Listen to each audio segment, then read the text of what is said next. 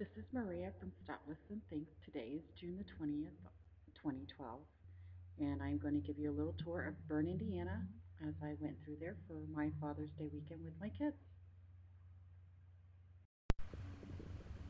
In regards to the tower and how big it is, the tower was first built by the Berne Community Development Corporation. The groundbreaking for the tower was held on March 17, 2010. Hundreds of people witnessed the roof, the steeple, and the finial being lifted into place on June 18th on 2010. However, the dedication of the tower was not done until July 31st of that year during the community Swiss Days Festival. It stands about 160 feet tall from the base to the top of the finial. It has about a 32-foot wide base. The tower weighs approximately 1,216 tons. The foundation of the tower consists of 14 tons of steel rebar and 588 tons of concrete. There are about 40 concrete panels in the tower, each weighing between 4 and 9 tons. Each of the clock on the tower is 18 feet in diameter. The clock's hands and towers are made of golden anodized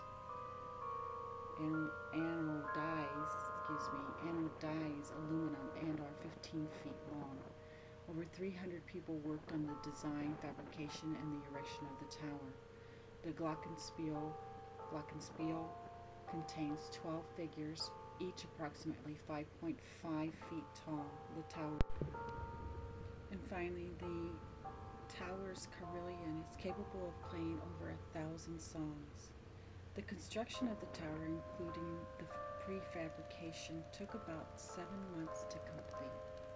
It is the pride of that city.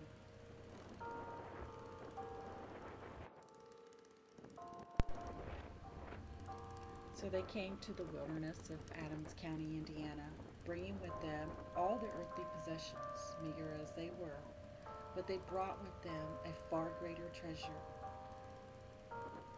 faith in God, loyalty to His Word, courage, optimism, willingness to work, skills, and trades. They came to a country where they would be fully accepted, where they could own their own land, and where the opportunity for bettering their economic situation. The settlement was the beginning of a strong community. Naomi Lehman.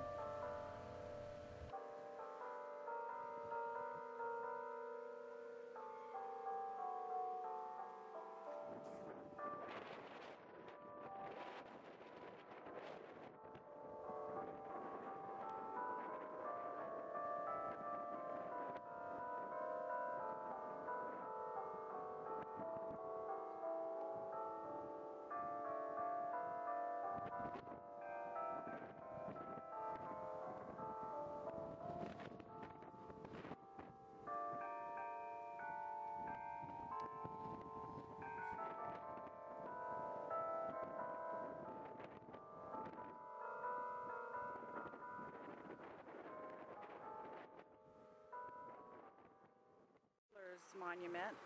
This monument is dedicated to the early settlers of Berne, Indiana, 82 devout Mennonite immigrants who came from the Bernese Jura of Switzerland. I don't know if I said that right.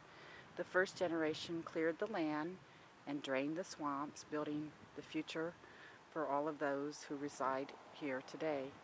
This plaza marks the location of the first place of worship, as well as the first cemetery, later called, and I'm not even going to attempt to say that, so I will just, that Munnisburg Cemetery.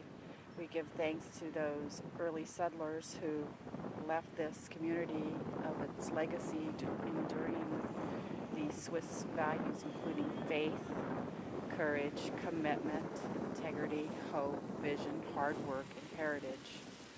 And of course, those who all donated this beautiful statue here of the Mennonite group.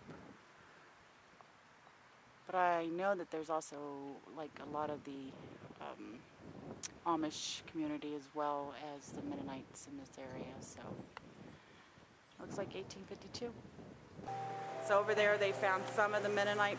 Well, yeah, they see out to the cemetery, MRE, out here. They have just a memorial that they just dug some of the graves up, but they knew there were more graves back here. So before they could even put this up, they had like Purdue or somebody, it was a college, these kids, I forget what they do call them. Archaeologists? Yeah, and they were here digging for a long time. I bet probably about like a year, and they did find some bones and Did they stuff really? like that. So this basically they did to dedicate as a memorial for the settlers that had buried their loved ones here. Right. That's kind of But cool. they even had to go across the school and they Get closed the road permissions. for a little bit, yeah, because they thought part of the cemetery went over there then too. Interesting. I think it's gorgeous. It's absolutely beautiful. It's a lot of But I was dedication. telling Dave, he said, well, this is a bigger lot than I thought. And I said, well, they took that one street out. And then they bought. I also noticed that in the middle of the square they had a compass rose with the indication of south, but I don't know what the significance of that really was for the square.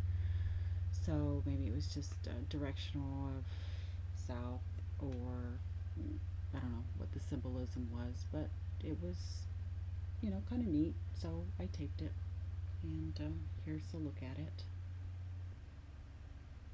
And finally, they just added a Canton tree, and the Canton tree contains the crest of 26 Swiss canton states, as well as larger crest of United States and Switzerland, Indiana, and Canton, Berne, and Berne and Trenchwald, which is Berne's sister city. It is believed that the only other Canton tree in the world is located in London, England, a gift in 1991 from Switzerland to the United Kingdom as part of the 700th anniversary of the Swiss Confederation. The trunk of the Berne Canton tree is a southern yellow pine originating from Arkansas and measuring 18 inches square, 30 feet long, and containing 810 board of feet of lumber. The trunk contains 60 annular rings. The branches of the tree and the trays holding the colorful crest are fabricated from powder-coated steel. The Canton tree was donated to the community in 2011 by Howard and Phyllis Baumgartner. Of course, you have on the flip side all the areas in which the crests come from or originate from in the Canton states of Switzerland. So I don't know whether it's the affiliation of other sister cities that the city participates with, but I just thought they were really colorful and pretty, and you could see the colors. And maybe if you see the crest from your area, then you know that these guys either have family here in Berne, or their sister cities that participate in some of their festivals. I don't know, since I'm not really from Berne myself, but I thought it was really pretty and I would show you.